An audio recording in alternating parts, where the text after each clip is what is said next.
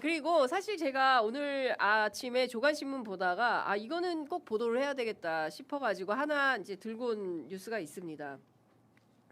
우선 어제 강훈식 대통령 비서실장이 기자회견을 했는데요. 그거 잠깐 먼저 영상으로 만나보시겠습니다.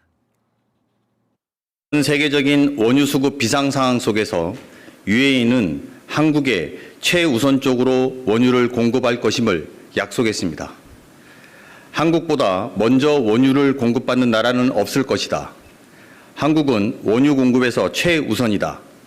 직접적인 표현으로는 넘버원 프라이어리티라고 분명하게 약속해 주었습니다. 현재 호르무즈 해협은 실질적으로 봉쇄가 되어 있는 상황입니다. 우리가 도입하는 원유의 70%가 호르무즈 해협을 통과하기 때문에 지금의 에너지 수급 위기를 타개하기 위해서는 호르무즈 해협이 아닌 대체 공급선을 통한 원유 수입이 시급합니다. 이에 모하메드 대통령과 UAE 한국 담당 특사인 칼둔 알 무바락 행정청장, 아부다비 국영석유회사 CEO인 술탄 알 자베르 산업첨단 기술부 장관을 만나 중동 상황 진행에 따라 필요한 경우에는 언제든지 UAE로부터 원유를 긴급 구매할 수 있도록 합의했습니다. 이에 따라 다양한 공급선을 통해 총 1,800만 배럴의 원유를 긴급 도입하기로 확정하였습니다. 구체적으로는 UAE 국적 선박 3척으로 600만 배럴을 공급하고 우리나라 국적선 6척을 통해 추가 1,200만 배럴을 공급해 총 1,800만 배럴을 선적하기로 했습니다. 추가로 나프타를 적재한 선박 한 척은 현재 한국으로 향하고 있습니다. 지난번 공급받은 600만 배럴까지 고려한다면 우리나라는 UAE로부터 총 2,400만 배럴을 긴급 도입하게 된 것입니다. 이번 에너지 분야 합의는 석유 수급 위기 상황을 안정화하는 데 크게 기여할 것으로 기대됩니다. 양국은 단기적인 수급뿐만 아니라 에너지 공급망 차질에 대비하여 장기적인 수급에 대해서도 협력을 강화하기로 하였습니다.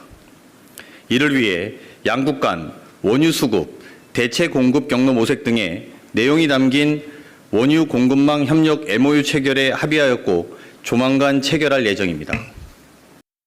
네, 자 제가 저 대목을 본 것은 사실 이 이란 전쟁이 언제 끝날지 우리로서는 알 수 없습니다. 물론 트럼프의 이 무모한 명분 없는 이 침략 전쟁은 하루라도 빠르게 오늘이라도 즉각 중단을 해야 된다라는 게 국제사회의 요구이고 군함 보내라고 했지만 세계 어느 나라도 저여줘야 하는 데가 없어요. 물론 UAE가 함께 하겠다라고 선언을 했지만 소위 이제 나토 동맹국이라고 하는 심지어 일본마저도 지금 적극적이지 않다. 우리도 마찬가지다. 그렇죠. 이제 이런 상황인 겁니다. 사실 전 세계 역사에서 미국이 세계의 왕따적 상황에 놓인 것은 이번이 처음이 아닌가. 그래서 이번 사태 이후에 국제 질서가 또 어떻게 바뀔 것인가, 중국이 여기서 어떤 역할을 할 것인가, 이것도 굉장히 이제 중요한 포인트인데 이때는 우리 언론도 저는 책임감과 국익의 입장에서 언론을 잘 보도를 해야 된다고 생각하는데 오늘 중앙일보 일면 머리기사 보고 제가 깜짝 놀랐는데요. 자, K 에너지 쇼크 4월 위기설. 예, 네. 4월 위기설이에요. 그러니까 다른 매체들은 이렇게 쓰질 않았는데 그러면서 무슨 얘기를 하냐면 호르무즈 봉쇄가 길어지면 닥치는 일 하면서 봉지가 없어서 라면을 못 만든다. 뭐 그럴 수 있어요. 그 현실적으로 가능한데 그럼 지금 당장 그런 사태가 물론 예고 차원에서 이렇게 한다라는 얘기를 할 수도 있지만 정작 굉장히 이제 중요한 기사는 이렇게 꾸겨놓는 겁니다. 잠깐만요, 여기 찾지를 못하네. 근데 이게 사실 UAE에서 그 딜을 해왔잖아요, 강원식 비서실장이. 그렇죠. 이거 정말 큰 사실은 일을 해온 건데 그렇습니다. 좀 보도가 덜 나오긴 했었어요. 예. 네, 그리고 이게 1,800만 배럴은 여기네요. 그때 설명하기로는 600만 배럴이 200일 정도 음. 쓸 수 있는 분량이라고 하더라고요. 그러니까 네. 1,800만 배럴이면 600일을 더 쓸 수 있는 분량을 확보해왔기 때문에 네. 사실 이게 4월 위기설이라고 하는 것이 물론 단기적으로 맞는 말일 수도 있는데 네. 그럴 가능성도 있지만 네. 사실 좀 중장기적으로 봤을 때는 좀 에너지 수급에 원활하게 됐다라고 네. 볼 수 있을 것 그렇죠. 같습니다. 여기 보면 3면에 이렇게 쓰고 있어요. 봉지 없어 라면 못 만들고 자동차 시트 부족해 공장이 설 수도.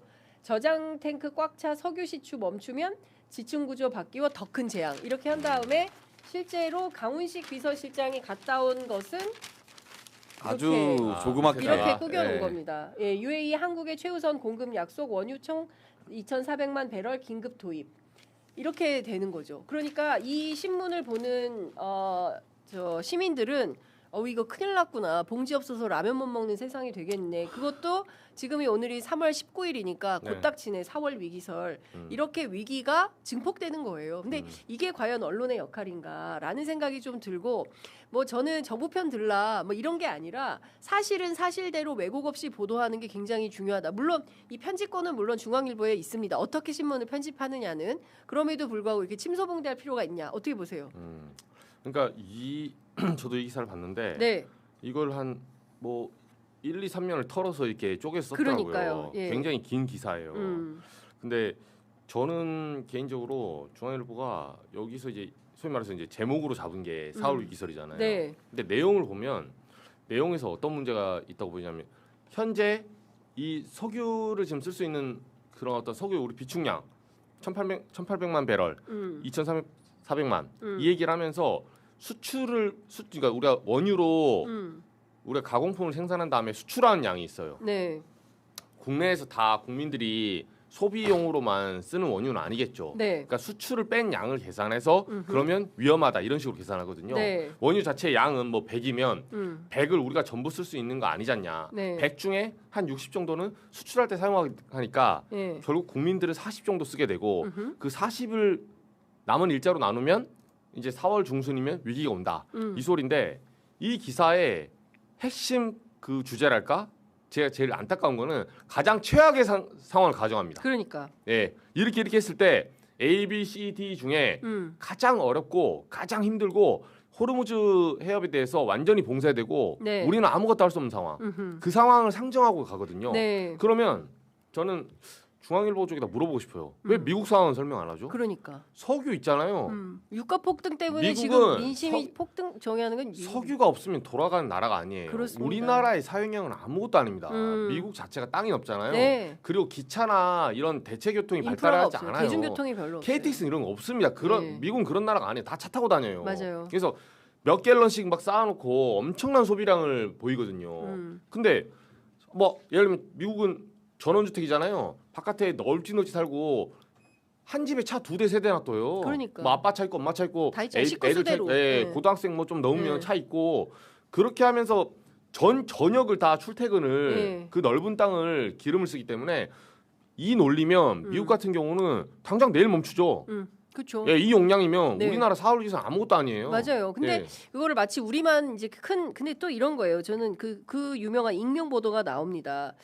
한 정유업계 전문가는 실제 비축류 방출을 시작했는데 전쟁의 끝이 보이지 않으면 매일 시장은 패닉에 빠질 수 있다. 그런 점에서 4월이든 5월이든 위기설은 일리가 있다. 이제 이렇게 얘기를 합니다. 그러면서 이제 현장에 4월, 5월 위기설이 돈다라는 얘기를 쓰고 있는데 저는 이렇게 위기를 증폭시키는 방식이 책임감 있는 언론의 보도 태도이냐라는 점을 좀 지적하고 싶어서 이 뉴스를 가져와 봤습니다. 정부 차원에서 할 수 있는 최대한의 노력을 하고 있는데 그 평가는 온데간데 없고 이렇게 위기설만 자꾸 부추기는 것이 경우에 따라서는 뭐라고 해야 됩니까? 민심을 좀 호도하는 그런 문제가 있지 않을까? 어떻게 보세요, 박형광 기자? 통상에 잠깐만. 그리고 이 조중동 쪽 보수 언론의 특징 뭔지 아세요? 보수 언론 만약에 윤석열 정권 때 이렇게 하잖아요. 예. 그러면 일면에 그런 거 나옵니다. 석유 팡팡 쓰는 어. 고위가에도 팡팡 쓰는 시민 정신 어디 갔나? 맞아. 대부분 시민을 탓해요. 예. 지금 정부 탓하잖아요. 예. 그러니까 물론 정부가 모든 책임을 지고 어느 정도 책임감을 가지고 가야 되는 건 맞아요. 그럼요. 맞는데 네.